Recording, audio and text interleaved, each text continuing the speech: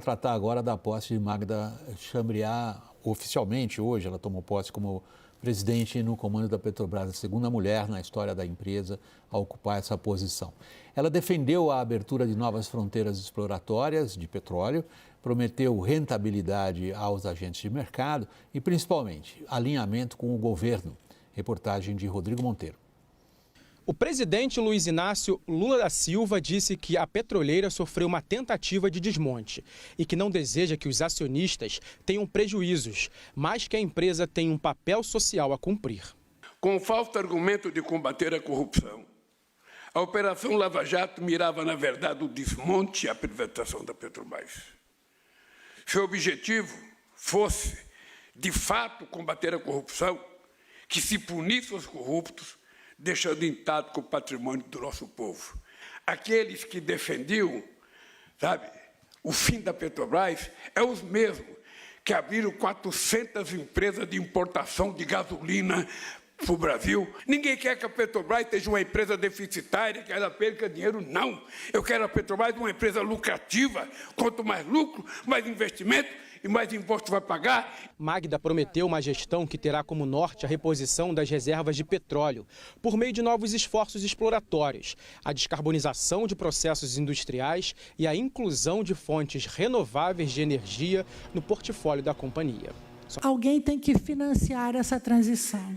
E para financiar essa transição são fundamentais investimentos em exploração e produção. Não existe falar em transição energética sem mencionar quem é que vai pagar essa conta. E é o petróleo que vai pagar essa conta. O principal foco da empresa nesse sentido é a margem equatorial brasileira, conjunto de bacias petrolíferas que vai do Rio Grande do Norte ao Amapá e que hoje é o foco de embate entre as áreas energética e ambiental do governo. A troca de comando na empresa acontece pouco mais de um mês após a demissão de Jean Paul Prats, que saiu por divergências com o Palácio do Planalto. A expectativa do governo agora é de que a nova gestão seja mais próxima da equipe econômica e da visão da presidência da República em relação ao papel da Petrobras. Ao assumir oficialmente o comando da companhia, Magda Chambriard afirmou que a sua missão será de movimentar a empresa para impulsionar o PIB do país em conformidade com o que deseja o governo. Nossa gestão, como não poderia deixar de ser, está totalmente alinhada com a visão de país do nosso presidente Lula e do governo federal. Afinal, eles são nossos acionistas majoritários. Daniel, Caio e Thaís, a nova presidente, pelo menos nos trechos que a gente colocou no discurso dela, parece preocupada em dar alguns recados bem dirigidos a determinados segmentos. Agora, por parte do presidente da República, pelo menos os trechos que nós colocamos, são, na minha avaliação, uma tentativa tosca, ofensiva à inteligência alheia, de reescrever um período triste da história da Petrobras, no qual a empresa foi quebrada pela interferência política no período exatamente que o presidente e o partido dele comandavam o país. A Petrobras se tornou a empresa mais endividada do mundo, não só pela corrupção e os danos que a corrupção causou à empresa, mas, sobretudo, por uma série de decisões que levaram a empresa a ser um desastre do ponto de vista, inclusive, nacional. A tentativa dele de reescrever a história é uma ofensa à memória de milhões de brasileiros que não se esquecem do que foi feito com o que é, sim, patrimônio nacional. Daniel, o Lula deve estar satisfeito hoje de ter dito isso, e quem compra isso? Olha, William, isso é o mais puro suco de lulismo, do que representa mesmo o pensamento de Lula. E aí não é só um revisionismo do passado, como você sugere, mas também uma incerteza muito grande sobre o futuro. Explico. Você mesmo colocou que a Petrobras tornou-se a empresa de petróleo e gás mais endividada do mundo, fato. E que isso não foi causado só por desvios ou por corrupção empresarial, foi causado também pela tentativa de represar artificialmente os preços dos combustíveis durante muitos anos. Faz pouco mais de um ano, e agora olhando para frente, faz pouco mais de um ano que a gestão Jean Paul Prats, e nisso ela estava completamente alinhada com o Palácio do Planalto, decidiu acabar com a paridade de preços internacional, o PPI. E um ano depois, o mercado ainda não sabe qual é a verdadeira nova política de preços da Petrobras. O que isso significa? Significa, por exemplo, que não existe dinheiro privado para investir em refinarias. Refinarias hoje não existem mais com dinheiro privado. E a gente não precisa falar de projetos da dimensão de Abreu e Lima, que foram resgatados. A gente pode falar de mini refinarias de 50, 100 mil barris por dia de capacidade de processamento, que o setor privado já demonstrou interesse e capacidade de investir. Para isso, precisa de um mínimo. O que é o mínimo é saber qual é a política de preços de quem detém uma parcela tão relevante do mercado como a Petrobras. Sem saber isso, você não tem parâmetros para investir, para formar preços, para tomar qualquer decisão empresarial. Deixa eu voltar para um ponto que me parece crucial para a gente entender exatamente isso que é a história recente da Petrobras, que é o grau de proteção que a empresa desfruta ou não de interferências políticas, leia-se puro e simples loteamento político-partidário das suas principais diretorias. Criou-se uma lei das estatais, em parte como resposta ao que foi feito de danoso e desastroso na Petrobras naquela administração lá atrás. Ela está livre disso agora?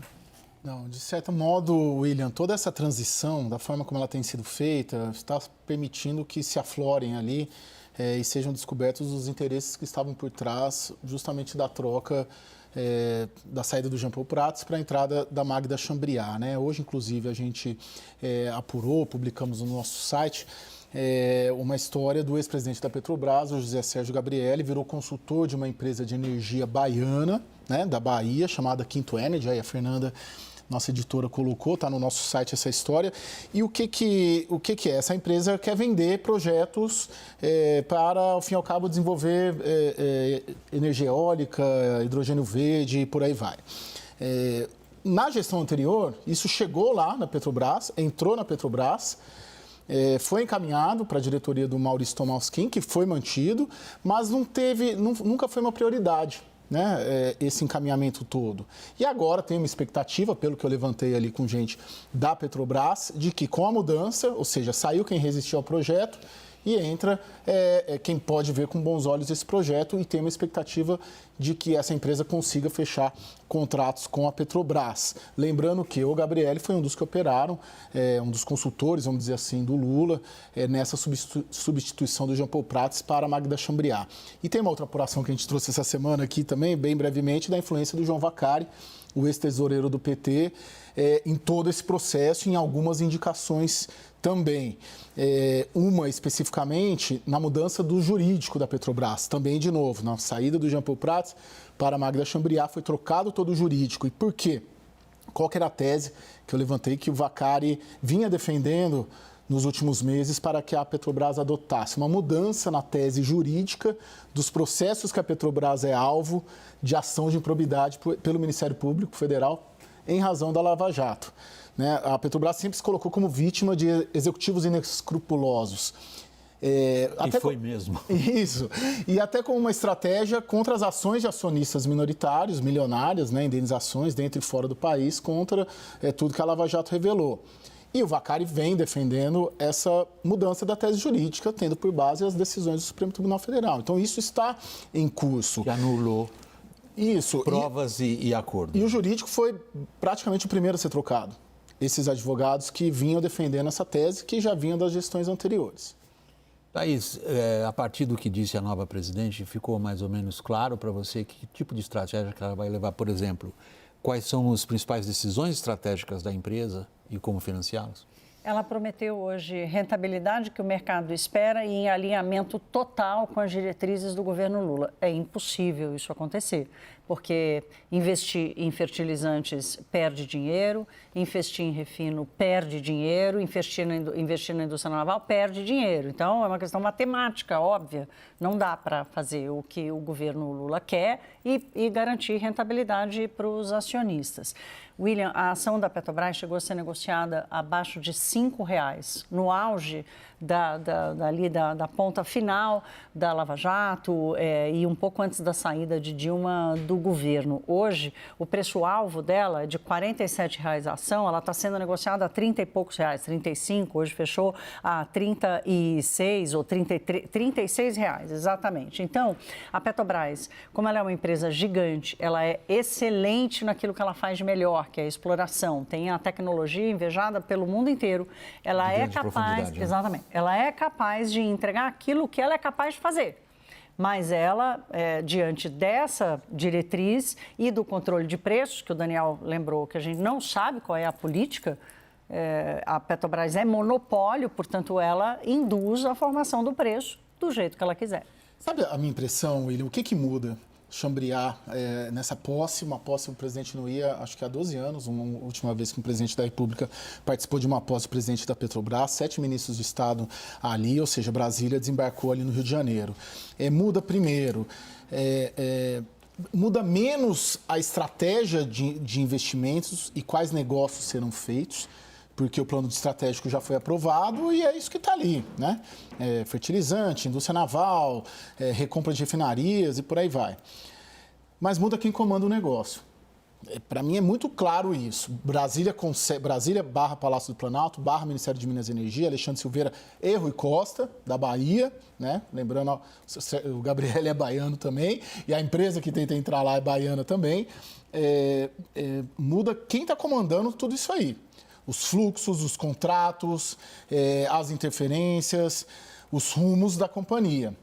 Antes, na minha percepção, tinha o grupo que resistia a comprar ideias dos políticos, do PT principalmente, e do Centrão, que orbitavam a Petrobras. Porque não era do grupo, era um cara do Rio Grande do Norte que esse grupo não tolerava, né? De onde veio esse cara? Cristão novo no PT ainda, assumiu em 2013, né?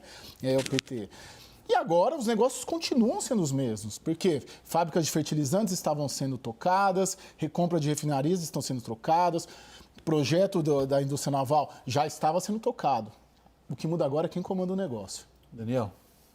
Teve um ponto também que eu acho importante notar ali da fala do presidente Lula na posse de Magda Chambriard, que foi uma crítica muito ácida às privatizações, sugerindo que a Petrobras, se não fosse o mandato dele, Lula, rumava também para uma privatização.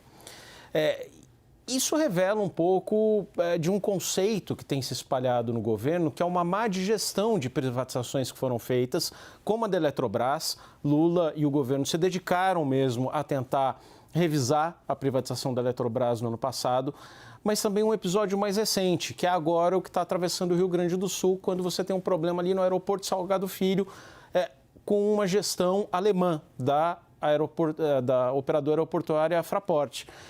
Existe uma ala ali no Palácio do Planalto, gente que leva a sério a possibilidade de a Fraport pedindo um reequilíbrio econômico-financeiro do contrato, porque afinal vai ter que investir, sabe-se lá quanto, talvez R$1 bilhão na reconstrução da pista, que se a Fraport não topar isso sem nenhum reequilíbrio do contrato, que passe para a Infraero.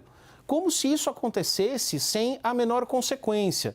Como se a Infraero não tivesse demorado 10 anos para tentar construir um terminal novo em Guarulhos e ali, no limite do tempo, quando o governo percebeu que não dava, ter que fazer uma privatização às pressas dos aeroportos para a Copa do Mundo. Então, essa mentalidade de que a privatização não funciona e de que as estatais sempre estão ali para o melhor benefício do país, pode ser verdade de vez em quando, não nos trata de recriminar toda e qualquer estatal, não significa isso, mas é uma visão de que a privatização a priori é ruim, que é um debate que já parecia ultrapassado e que agora volta. Como é que foi a expressão que você usou? Isso é puro suco de, como é que é? Lulismo? Como é que você falou? Lulismo.